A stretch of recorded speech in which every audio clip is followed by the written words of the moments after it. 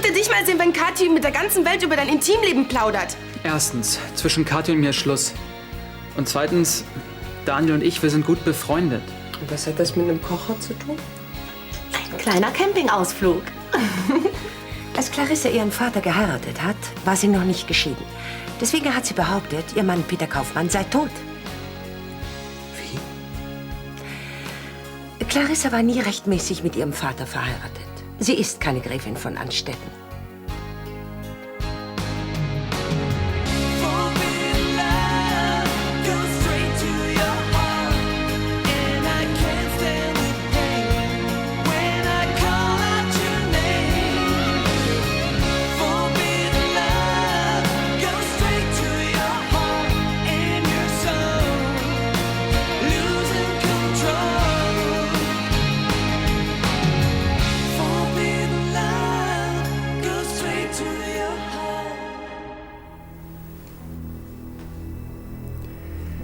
Und der Familie hat sie sich als verwitwete Frau Kaufmann vorgestellt.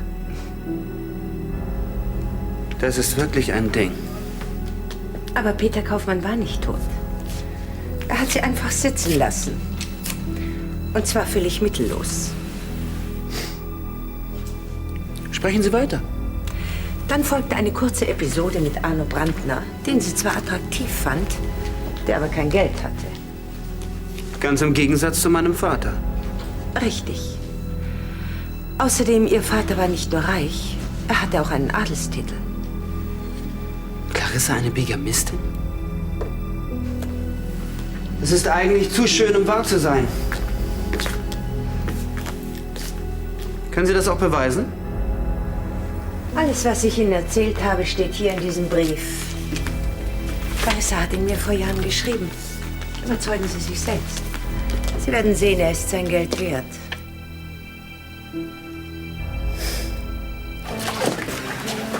Wenn du willst, können wir wieder gehen. Nur weil Heino hier arbeitet, verzichte ich doch nicht auf meine Stammkneipe. Ja, ja. Oh, es sei denn, du willst, dass wir gehen. Nein, wieso? Ich frage ja nur. Oh, Altglas. Du trinkst doch nicht heimlich vor Liebeskummer, oder? Nee, so schlimm ist es auch noch nicht. Dann guck mal vorsichtig nach links. Vielleicht änderst du deine Meinung da. Auch das noch. Du oder ich? Na, ich gehe schon. Hallo. Tag. Grüß dich. Wir hätten gern 2 Cola. Ja, aber nicht wieder so eine warme Brühe wie beim letzten Mal. Du kannst ja woanders hingehen. Es gibt genug andere Kneipen in der Stadt.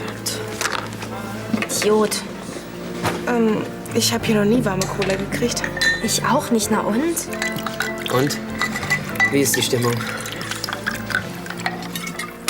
Die beiden wollen eine Abkühlung. Hey, du übertreib's nicht. Ich mach schon.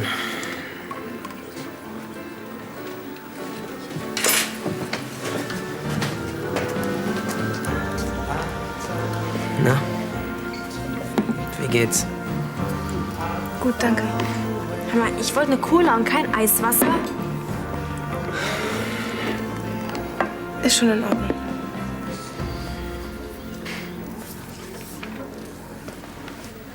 Bin ich froh, dass das vorhin Jackie am Telefon war, nicht dieser Erpresser. Da hat sie dem Standesamt doch glatt einen falschen Totenschein vorgelegt.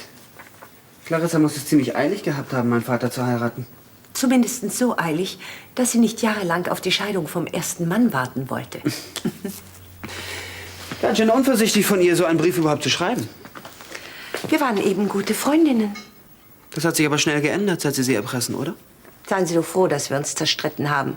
Sonst wäre die Wahrheit nie ans Licht gekommen. So edel sind Sie nun auch wieder nicht. Immerhin bekommen Sie 1,5 Millionen für die paar Zahlen. Wir müssen alle sehen, wo wir bleiben. Wie auch immer. Sie haben Ihren Teil des Geschäfts erfüllt. Hier ist meiner. Vielen Dank. Und passen Sie gut auf das Geld auf. Ich werde es hüten wie meinen Augapfel. Ich hoffe, wir sind jetzt quitt. Sind wir. Auf Wiedersehen, Steinfeld. Solche Geschäfte müsste ich öfter machen. Dazu wird es leider nicht mehr kommen.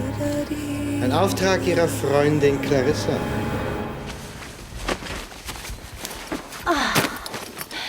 Ist das nicht schön? Sollen wir hier bleiben? Was meinst du? Ja, du hast dich doch praktisch schon entschieden, also bleiben wir hier. Jetzt zieh doch nicht so ein Gesicht. Davon verschwinden deine Probleme mit Steffi auch nicht. Wünschte, ich hätte dafür eine Lösung.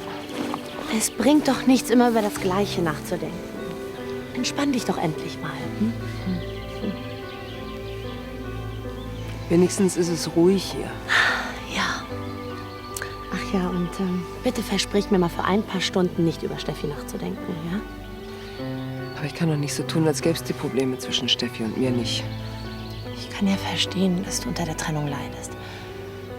Aber du bist dafür nicht alleine verantwortlich. Denk daran, wie Steffi dich in letzter Zeit bekämpft. Trotzdem. Ich fühle mich schuldig. Dann lass für einen Moment mal deine Gefühle außen vor. Hm? Und hilf mir das Zelt aufbauen. Das habe ich mindestens 20 Jahre nicht mehr gemacht. Ich wette, dass damals ein Mann dieses Ding aufgebaut hat. Und du hast im Gras gelegen und dich gesonnen. Woher weißt du das denn so genau?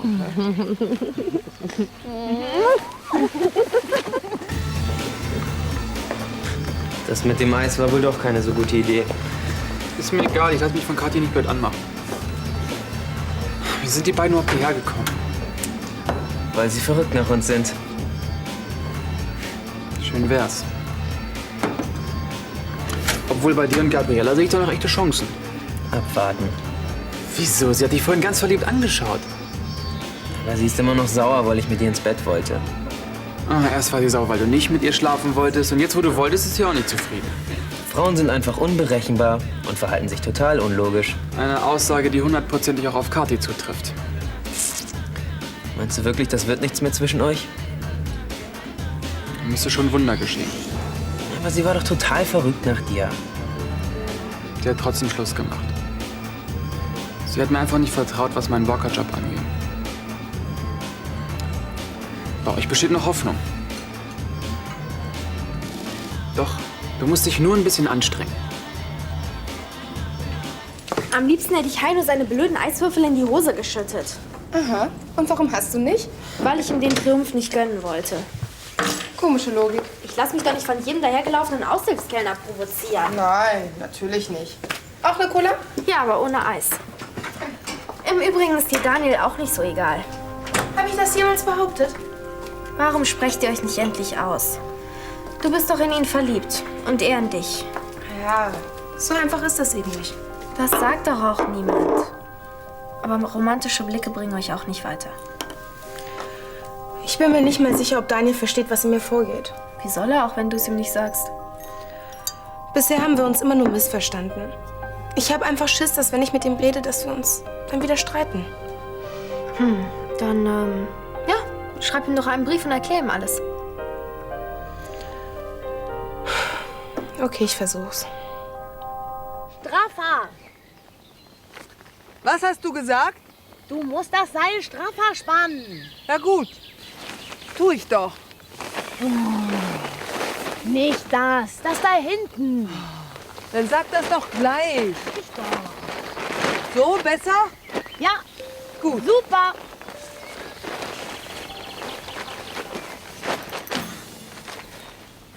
Na, wie haben wir das hingekriegt?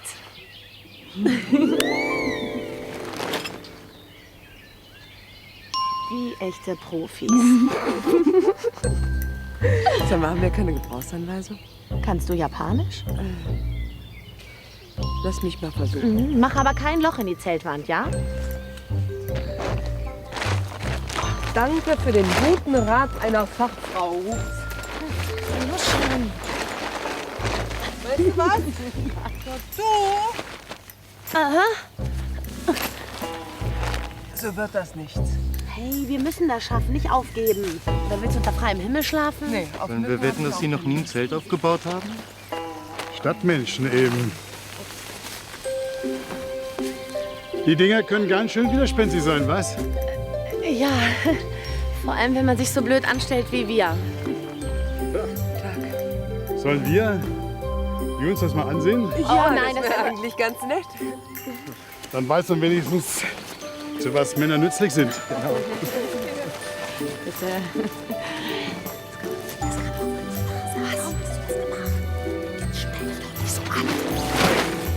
Ja, zu irgendwas müssen Männer ja gut sein.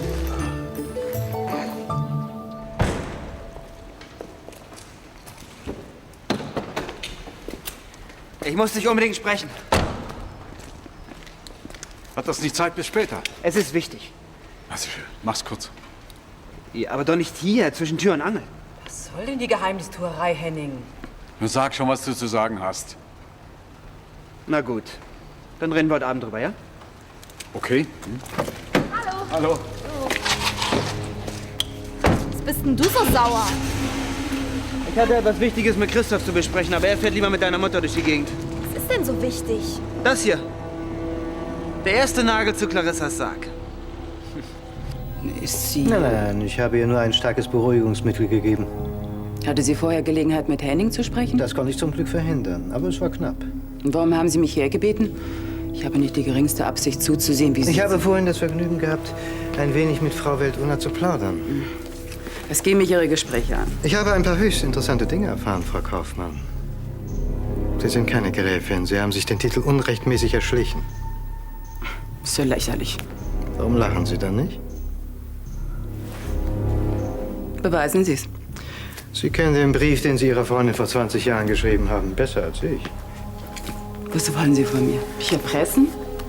Ihr kleines Geheimnis ist bei mir sehr gut aufgehoben, solange Sie der Polizei nicht von meiner Vergangenheit erzählen. Dann wüsste ich nicht, worüber wir noch reden sollten. Aber ich. So? Wenn ich hier noch etwas erledigen soll, dann müssten wir uns noch mal über den Preis unterhalten. Das haben wir doch bereits. Da wusste ich noch nicht von Ihrer delikaten Vergangenheit. Wie viel wollen Sie? In Anbetracht Ihres Vermögens schon eine kleine bescheidene Summe. Wie viel? 2 Millionen. Mit 500.000 sind Sie mehr als großzügig bezahlt. 1,5. 1 Million. Einverstanden. Wenn Sie mich reinlegen, dann sind Sie ein toter Mann. Jetzt befreien Sie mich endlich von dieser Person. Vorher gehen wir auf die Bank. Ich würde mich einfach wohler fühlen. Na, was habe ich dir gesagt? Keiner mehr da. Ja, und ich dachte schon, die werden wir nie mehr los. Nicht alle Männer wollen nur das eine. Oh nein. Dann haben wir uns wohl doch geirrt. Ja. Na, schon ein bisschen die Gegend erkundet? Ja, echt traumhaft hier. Ja, und so ruhig. Ja. Ist was? Nein, wir haben uns nur gerade gefragt, wie Sie in so kurzer Zeit dieses Riesenzelt haben aufbauen können. Sie sind doch nur mit dem Rucksack hier. Na, den Rest hatten wir im Wagen. Wir sind eben eingefleischte Camper. Das geht bei uns ruckzuck. Haben Sie nicht Lust, zu uns zu kommen? Wir grillen gerade. Oh nein, eigentlich... Wir wollten wir erst mal ankommen. Bernie macht die besten Würstchen zwischen Flensburg und München. Also. Sollen wir denn noch irgendwas zu trinken mitbringen? Nicht nötig. Bernie und ich, wir sind perfekt ausgerüstet. Mit allem. Die Würstchen sind auch gleich fertig. Okay. Lecker Würstchen. Tag. Ich hätte gern Milchkaffee. Und ich bitte einen Espresso. Kommt sofort. Weißt du, ob Daniel da ist? Der ist vorhin weg, mehr weiß ich nicht. Haben er und Gabriela immer noch Stress miteinander? Natascha, wieso gibst du es nicht einfach auf? Sehe ich so aus? Dir ist echt nicht zu helfen. Hallo, Hanno. Tag, wie geht's? Gut, danke. Sag mal, weißt du, wo Daniel steckt? Keine Ahnung. Ich habe alle Hände voll zu tun, siehst es ja. Ich wollte dich eigentlich auch nur um einen kleinen Gefallen bitten. Könntest du den Daniel geben, bitte? Ja, mach ich. Noch 2 Cola bitte, wir setzen da hin. Kommt sofort. Aber nicht vergessen, ja? Ich werde den ganzen Tag an nichts anderes denken. Das ist lieb. Ciao. Ciao.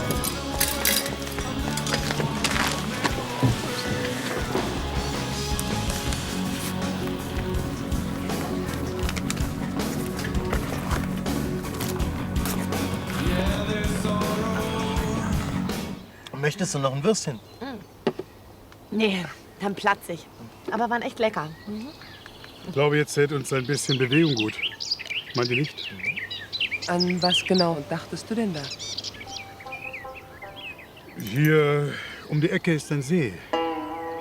Kristallklares Wasser. Oh, klingt verlockend. Aber wir haben unsere Badesachen nicht dabei. Hier sieht uns kein Mensch.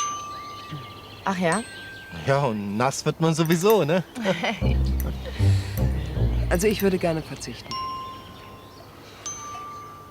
Muss ja nicht sein. Wisst ihr, was mir im letzten Jahr beim Camping in Spanien passiert ist? Glaubt mir kein Mensch. Na, erzähl mal.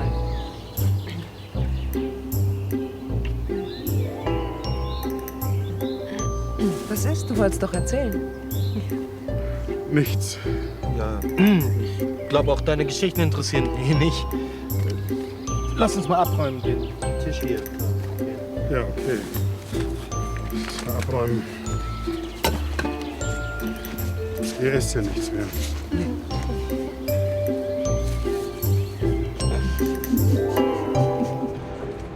Sag mal, ist das nicht Gregor Steinfeld? Und diese Sonja Weltuna, Clarissas ehemalige Freundin. Na und, was kümmert's dich? Ja, entschuldige bitte. Wundere mich ja nur, was die beiden hier wollen. Ist mir auch egal. Ich will mit ihr und ihren Leuten nichts mehr zu tun haben. Ich dachte immer, Sonja Weltuna erpresst Clarissa. Haben Sie sehr schön. Christoph, du hast mir versprochen, dich nicht mehr um sie zu kümmern. Ja. Clarissas größter Fehler ist, dass sie sich für unfehlbar hält. Aber wir haben unsere Rollen perfekt gespielt. Wir haben wirklich einen bühnenreifen Auftritt hingelegt. Naja, viel Text hatte ich ja nicht. Ich sage Ihnen, Sie waren großartig. Danke. Und Clarissa ist jetzt um 1 Million leichter. Moment mal. Das sind ja zusammen 2,5 Millionen. Das könnte der Beginn einer wunderbaren Freundschaft sein. Ja. Auf Wiedersehen, Herr Sekretär.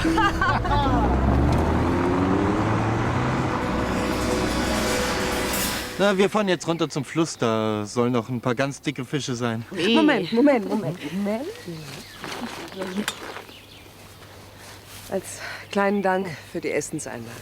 Ach ja, und fürs Zelt aufbauen natürlich. Ja. Danke sehr. Ja. Also dann. Ja. Macht's gut.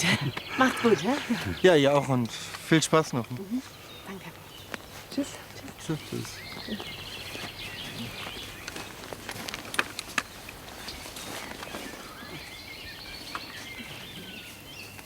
Also die werden wir los. Und jetzt ist hier wirklich Ruhe. Ja, das habe ich dir doch von Anfang an gesagt. Hast du gesehen, wie schnell die ihr Zelt abgebaut haben? Was meinst du wohl? Ob die sehr enttäuscht waren? Dabei sind wir doch ganz harmlose Frauen, die nur ihre Ruhe haben wollen.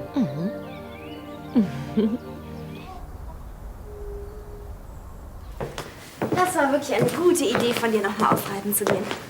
Es war der reine Egoismus. Ich musste mich einfach abreagieren. Du bist immer noch ganz schön geladen, hm? Mit diesem Brief schnappe ich mir Clarissa. Das schwöre ich dir. Ich kann immer noch nicht glauben, dass sie eine Bigamistin ist. War ziemlich dumm von ihr, das alles auch noch aufzuschreiben. Mhm. Und das dann auch noch handschriftlich. Hilfst du mir mal? Oh je.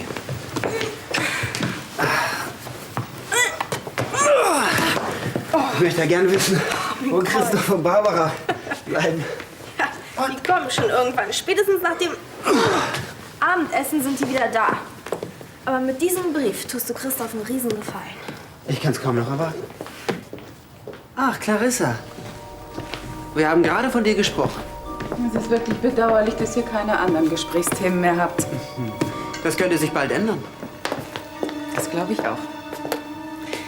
Ich musste leider deinen Informanten Gregor Steinfeld entlassen. Die Gründe sind dir ja bekannt. Was du mit deinen Angestellten machst, ist mir vollkommen gleichgültig. Hi, komm, wir gehen nach oben. Die Abende mit deinem Vater werden bestimmt sehr langweilig werden. Ohne Gregors Informationen. Da mach dir mal keine Sorgen.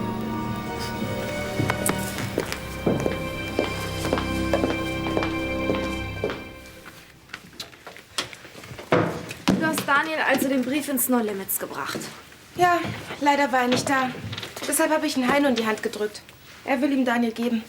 Und jetzt sitzt du auf glühenden Kohlen und wartest. Daniel meldet sich schon. Hoffe ich jedenfalls. Ach, sag mal, hat sich der Presse noch mal gemeldet? Vielleicht war es ja sowieso nur ein blöder Scherz. Ja, aber dann ganz blöder. Was mache ich, wenn Daniel nicht auf den Brief reagiert? Warum sollte er das tun? Keine Ahnung. Vielleicht will er mich nicht wiedersehen. Was genau hast du ihm denn geschrieben? Ja, dass es mir leid tut, dass ich so zickig war und dass ich mich mit ihm treffen möchte. Dann wüsste ich nicht, wo das Problem ist. Wenn er sich nach dem Brief nicht rührt, dann kann ich ihn eh vergessen. Der meldet sich schon. Bestimmt.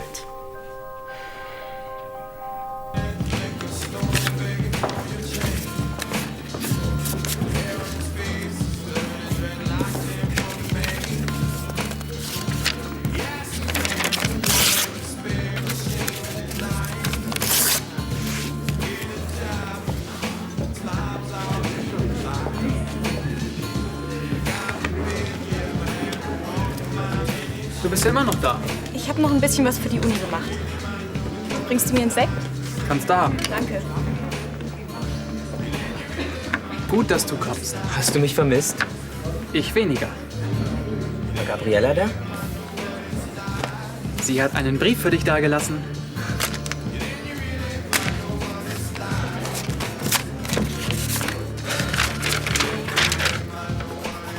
Und irgendwelche Liebesschwüre?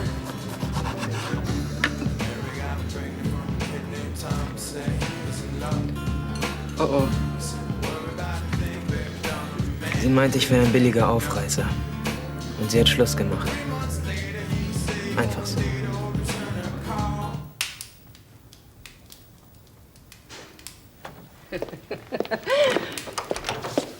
Hallo Henning. Hallo. Oh, du hast ja den Kamin schon angemacht. Wie war euer Ausflug? Oh, Christoph hat mich den ganzen Tag verwöhnt. Ich lasse euch jetzt allein. Nein, nein, bleib doch bitte. Aber du wolltest doch mit ihm unter 4 Augen sprechen. Das, was ich zu sagen habe, das ist für uns alle wichtig. Es ist hoffentlich nichts Unerfreuliches. Ganz im Gegenteil. Um ehrlich zu sein, geht es um Clarissa.